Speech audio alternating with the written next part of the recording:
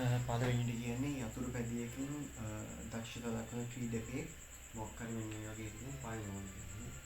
ඒ එක ලොකු දෙයක් නෙමෙයි. මෙතන තියෙන මෙහෙම තියෙනවා. මෙතන තිරසට අංශක 30යි. ඊට පස්සේ මෙන්න මෙතන C තියෙනවා. එතන මේ ක්‍රියා ගහලා තියෙන මේක උඩ පහළ යවන්න පුළුවන් ඕන අන්තිමට හදන්න පුළුවන් එකක්. ඒ ඕන අන්තිමට හදන්න පුළුවන් වුණා මේ ආනතිය වුණොත් මේක උපරිම වේගය මේ තරණය 20 ms ශ්‍රේණියෙන් යන්න පුළුවන් කියලා කියනවා. ඒතර මේක 20 ms ශ්‍රේණියක ගන්න කරවන්න. ඒතර මේක 10 ms ශ්‍රේණියෙන් යන්න පුළුවන් කියලා කියනවා. ඊට පස්සේ මෙන්න මේක ආශ්‍රිතය ගන්නට මෙන්න මේක දිග 5 මීටර කියලා කියනවා. මේක දිග 15 මීටර කියලා කියනවා. මේ B මෙතන A මේ B මේ දිග 5 මීටර කියලා කියනවා. පළවෙනි කොටසින් අහන්නේ පොළොව මට්ටමේ සිට බීට පවතින ශිරස් උස. මෙන්න කියන පොළොව මට්ටමේ තියෙන්නේ මෙන්න මේ බීට පවතින මේ උස අහන්නේ. මේ උස අහන්නේ. අපි H1 කියලා ගමු. H1 තමයි අහන්නේ. දැන් එතකොට මෙන්න මේකේ අංශක 30 මේ කෝණය. අපි මේ ගොඩවලු sin θ කියන්නේ සම්මුඛ පාදයේ තියෙන කර්ණය. ඒක sin θ මෙතන 30යි sin 30යි. ඊළඟ 30යි සම්මුඛ පාදය කියන්නේ මේ h1. කර්ණය කියන්නේ 5 මීටර. ඒක sin θ කියන්නේ භාගයයි. h1 දෙදින 5 මීටර. ඒක 5 මීටර 5 දෙදින 2යි h1 ඒ කියන්නේ 2.5 මීටර සමානයි h1. h1 සමානයි 2.5 මීටර.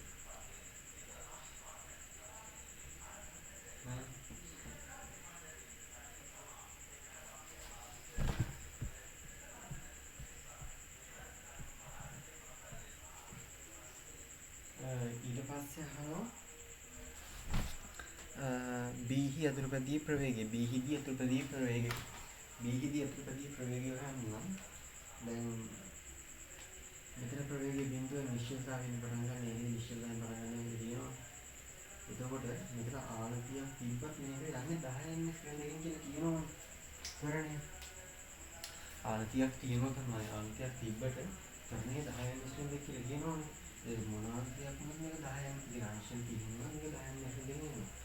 ඒකෝට අපිට මේකට දාන්න පුළුවන් චලිත සමීකරණ. චලිත සමීකරණ දාන්න පුළුවන්. චලිත සමීකරණ දාන්න පුළුවන් නේ. අපි දන්නවා ආරම්භක ප්‍රවේගයේ බිඳුවයි ns ශ්‍රේණියක. එතකොට අවසාන ප්‍රවේගය හොයන්න ඕන. ඊට පස්සේ අපි දන්න තරණය 10යි ms ශ්‍රේණිය දෙකයි. මේ දුර s දාන්න 5යි මීටර. එතකොට මේක දන්න ඕන අපිට යොදන්න පුළුවන් හොඳට චලිත සමීකරණය තමයි v සමානයි u වර්ග ධන 2යි as. v වර්ග හොයන්න ඕනේ.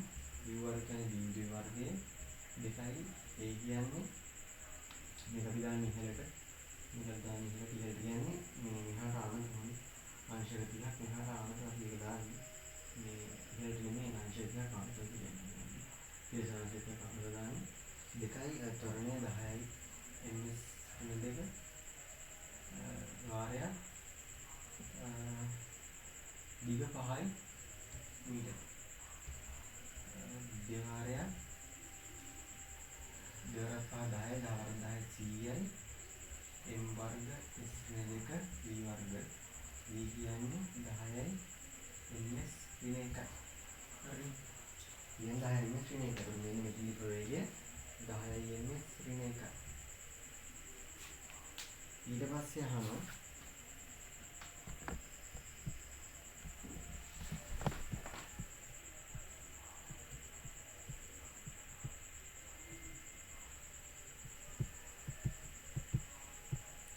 AB තලය මතින් පැමිණි යතුරුපැදියේ වේගය වෙනස් නොවි B හිදී BD තලයට ඇතුළත් වේ නම් D හිදී එහි ප්‍රවේගය සොයන්න. හරි. ඒ කියන්නේ D හිදී ප්‍රවේගය 10 ms ශ්‍රේණියකම තමයි. එතකොට D හිදී ප්‍රවේගය හොයන්නේ කියන්නේ. හරි.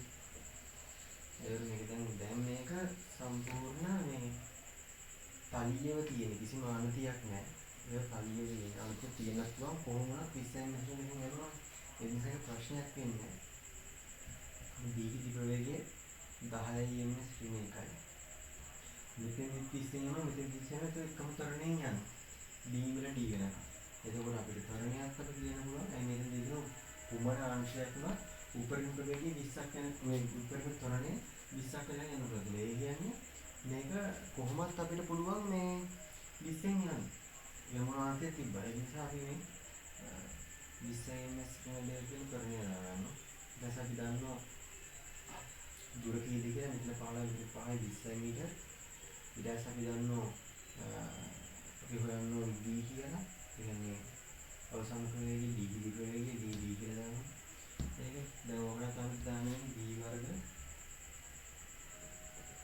සමානයි u වර්ග දාන 2යි ps d වර්ග කියන්නේ අපි හොයන්න ඕනේ d වර්ග u වර්ග කියන්නේ 10 වර්ගය දාන දෙවාරයක් 20 ms ඍණ 2 වාරයක් මීටර 20යි 20 වෙනස් 400 400 වාරයන් දෙක 800යි මෙතන 100යි මෙතන 800යි m වර්ග s ඍණ 2 vd ගේ වර්ගය vd ගේ වර්ගය සමානයි 100 900 ms m වර්ග s ඍණ 2 vd කියන්නේ එතකොට මේ වර්ගමූලය 30යි ms ඍණ 1 30යි ms ඍණ 1 එතකොට මෙතන vd ගේ ප්‍රවේගය 30යි ms ඍණ 1 ඊළඟට අහනවා දීහිදී අත් කර ගන්නා ප්‍රවේගයෙන් යතුරුපැදිය වේදිකාවෙන් ඉවත් වේ නම් යතුරුපැදියට කුමන පොළට ළඟ වෙන කතරා පාද. දැන් මේක තියෙන්නේ ස්ථිරස්ව හරිද?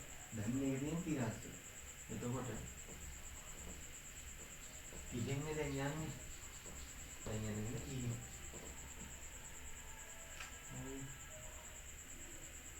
දැන් මේක තියෙන්නේ. 30න් යනවා කියන්නේ මෙන්න මෙතන මේ මේක නම් යතුරුපැදිය මේ බෝල් නම් යතුරුපැදිය. මෙතන D කියන්නේ මේක මෙන්න 30න් මෙතන යනවා. ගිහිල්ලා ප්‍රක්ෂේපයක් විදිහටම මොහොම මෙන්න මෙතනට වැටෙනවා. එහෙම නෙමෙයි. ඒතකොට මේ ප්‍රක්ෂේපයේ උඩරිම උස කීයද? h1 කියන්නේ 2.5. එතකොට අපි මෙන්න මෙතෙන්ට අපි දාන සමීකරණය අපි දැන් දන්නවා මෙතෙන්ට යන විස්ථාපනය s සමානයි 2.5 මීටර. මෙතන ප්‍රවේගය ආරම්භක ප්‍රවේගය මේ පැත්තට බිඳුවයි. ආරම්භක ප්‍රවේගය බිඳුවයි. ඒ තිරස් ප්‍රවේගයක් විතරයි තියෙන තිරස් ප්‍රවේගය යන්නේ. මෙතනින් හැබැයි මෙහාට පැනපු ගමන් මොන ටික මේ තිරස් ප්‍රවේගය මේ තිරස් ප්‍රවේගය වැඩි වෙන ගන්න. මේ පටන් ගන්න තැන දැන් උපරිම උසේදී තිරස් ප්‍රවේගය බිඳුවයි. දැන් කරන්න හදන්නේ මේ තිරස් ප්‍රවේගය ආරම්භක ප්‍රවේගය බිඳුවයි. ඊට පස්සේ අපි දන්නවා ත්වරණය පල්ලෙහාට g තියෙනවා. පල්ලෙහාට ඊට පස්සේ අපි t හොයන්නේ. t හොයන්න. දැන් මේක පුළුවන් දාන්න s සමානයි ut ධන භාගයයි at වර්ගය. s කියන්නේ 2.5 මීටර. මේක දැන් පල්ලෙහාට u කියන්නේ බිඳුව නිසා මේ පදයෙන් බිඳුවයි ඒක නිසා භාගයයි g කියන්නේ අපි පල්ලෙහාට දාන ප්‍රදාන කියන්නේ 10යි t වර්ග. ඊට පස්සේ මෙතන 5යි 5 මෙහාට ගෙනාවන් පස්සේ මෙතන 5ක් වෙනවා පල්ලෙහාට.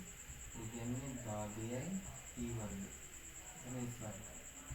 ඒතර භාගයේ වර්ගමූලය තමයි කියන්නේ. භාගයයි කියලා මොකද තමයි කියන්නේ. තත්පර මොනවා තමයි කාලය. ඊට පස්සේ යන්නේ මේ කාලය තුල තිරස්ව චලිත වී ඇති දුර සොයන්න.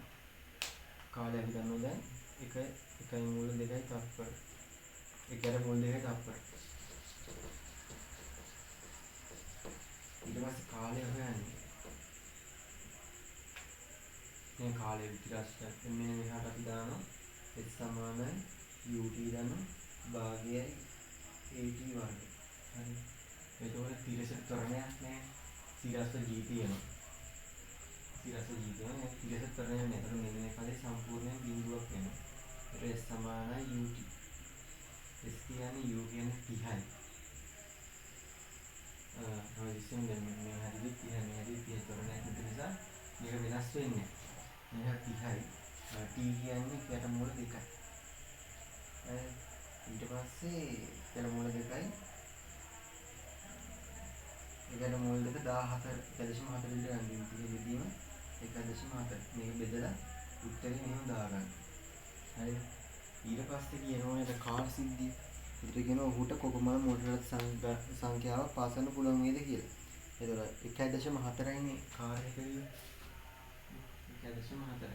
ඒක 1.4 නම් කාර් එකක දිග. කරන්න ඕනේ මේ අගය මේ ලැබෙන අගය 1.4න් බෙදෙන එක. මේ ලැබෙන අගය 1.4න් බෙදෙන එක. එතකොට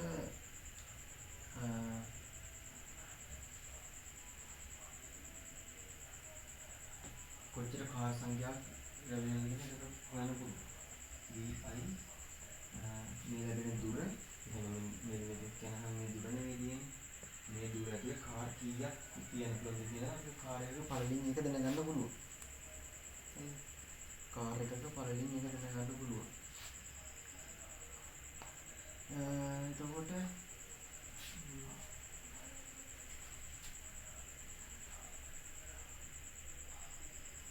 මෝටර රථ සංඛ්‍යාව සමානයි 30 බෙදීම 1.4 බෙදීම 1.4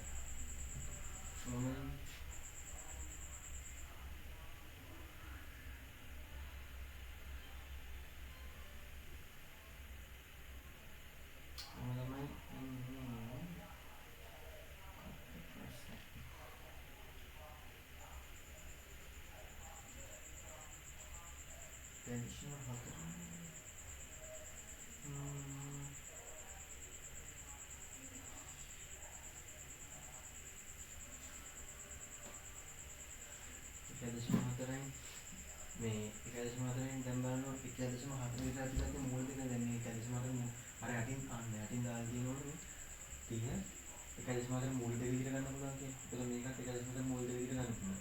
මූල දෙක අර මූල දෙක කී දෙකෙන් 30 බෙදීම 2යි. 15. උත්තරේ 15 පිළිලා එනවා. 15 තමයි උත්තරේ. අර නිකන් හදන්නේ එහෙම. මේක ආවේ දැන් මේක 1.4 නෙමෙයි මේක 1.4 නෙමෙයි බෙදෙන එක. ඒ කියන්නේ මේ තමයි මේක දිගයි.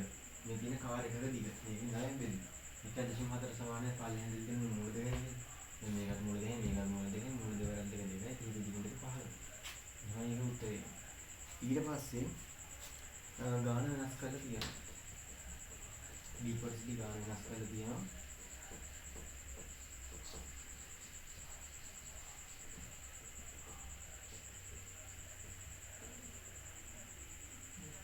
b කොටසදී මෙන්න මේක පොඩ්ඩක් වෙනස් කරලා තියෙනවා මෙහෙම.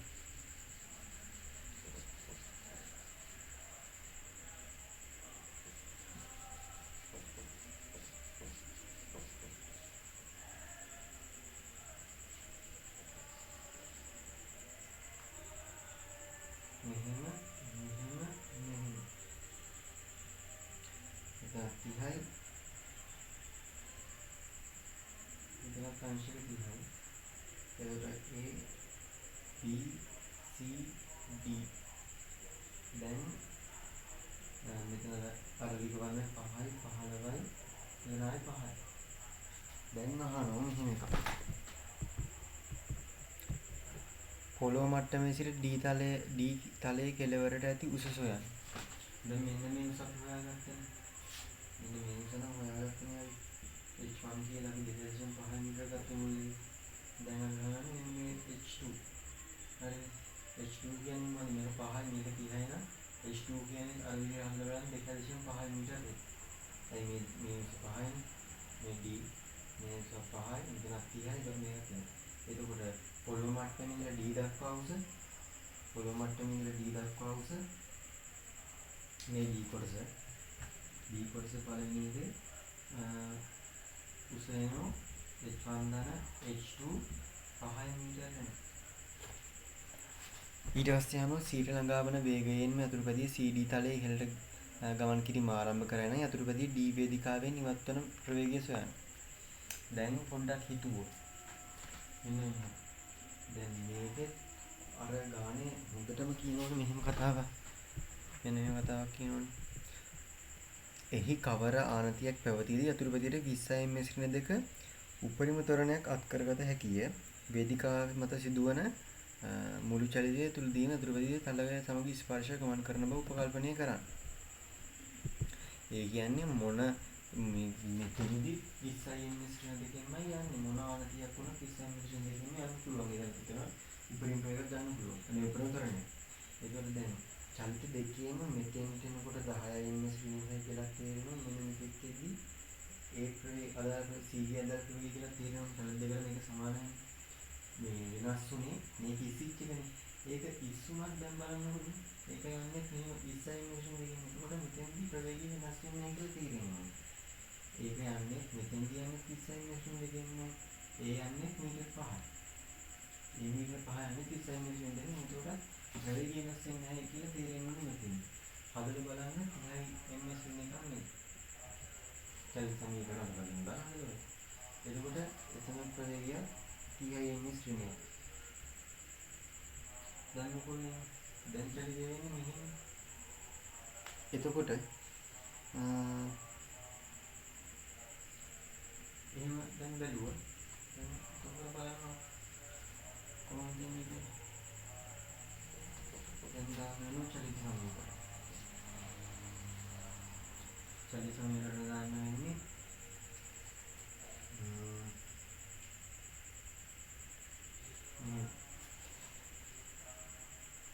පහලට S සමානයි UT ධන භාගයයි AT වර්ග. එතකොට S කියන්නේ 5යි. පරිහාට ඒක අංශක 30යි. තිරසර අංශිත සිරසර අනතිය. තිරස සමග අංශක 30ට සීමා කර ඇත. තිරස සමග. එතකොට මේක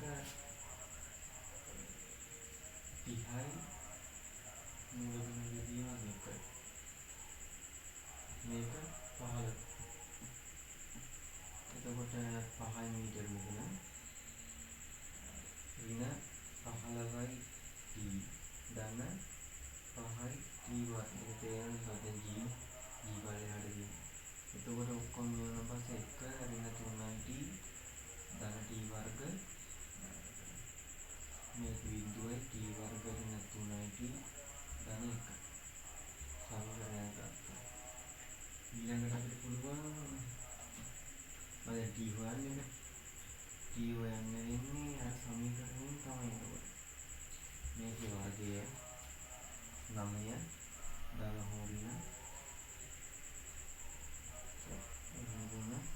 ධන හෝරින d වර්ග 9 ඍණ 4යි AC කියන 4යි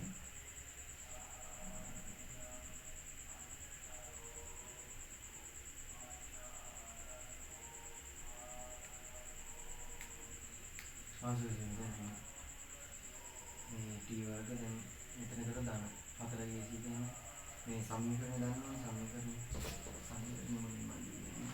දැන් මේක x සමාන නැස්තට t සමානයි b වර්ග ඍණ t සමානයි b ධන හෝරින b වර්ග ඍණ 4යි AC ඍණ 2යි කියන්නේ 2යි දැන් b කියන්නේ ඍණ 3යි ධන හෝරින b වර්ග කියන්නේ 9යි ඍණ 4යි AC කියන එක නිසා ධන 4යි ධන 4යි ඊට පස්සේ 8 2 ඊට පස්සේ ඍණ 3යි දැන් 13නේ. ඒකට ඍණ આવොත් කාලයක් ඍණ වෙන්නේ නැහැ. කාලයක් කොයිලා ඍණ වෙන්නේ නැහැ. එතකොට කාලය ධන තමයි එන්නේ. මේකෙන් ධන තමයි අපිට ගන්න ඕනේ කාලය. ධන මූල 13යි 2. එතකොට මූල 13 කියන්නේ මූල 13 දී කියන 3.6යි. එතකොට 0.6ක් වෙනවා. 3.6ට ගන්න 2යි 0.3යි තප්පර. 0.3 තත්ත්වය තමයි යන්නේ.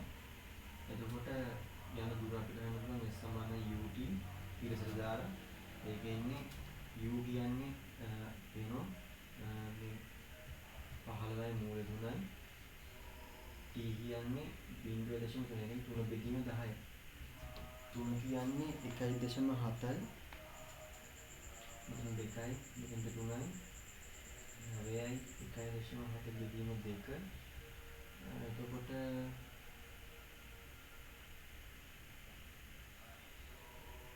1.7 බෙදීම 2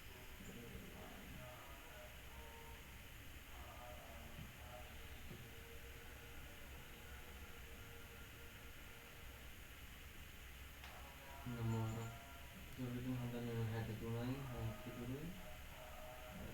nomor itu namanya hai pahlawan ini dekat ඊට පස්සේ ඕක සුළු වෙලා මෙතනින් දා ගන්න ඕනේ. ඕකේ මොඩර් සංඛ්‍යාව හොයන්න 15.3 බෙදීම 2 1.4න් බෙදා ගන්න ඕනේ. 1.4යි කියන්නේ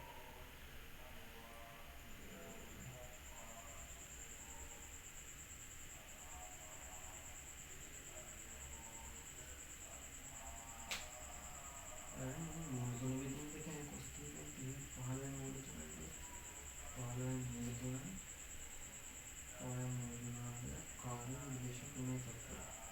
හරිද? දෙකයි කියන්නේ මෙතන එකයි. කියන්නේ එකයි මෙතන එකයි. මෙතන මොනවාද කියන්නේ කාලය බැලුම නිසා මොනවාද දානවා දාන්නේ 3.6යි 3.6යි 3.6යි 2.3යි මෙතන දෙනා 3.10යි 15යි මූල 3යි 3යි මෙතන 2යි 9යි 1.7යි මෙතන 2යි අපිට බෙදීම වෙන්නේ 7.5 1.7 පස්සලක් 35 තුනක් ඉතිරි පස්සලක් 18 හතරක් 7 28යි දෙකක් ඉතිරි හතරක් 5යි 16යි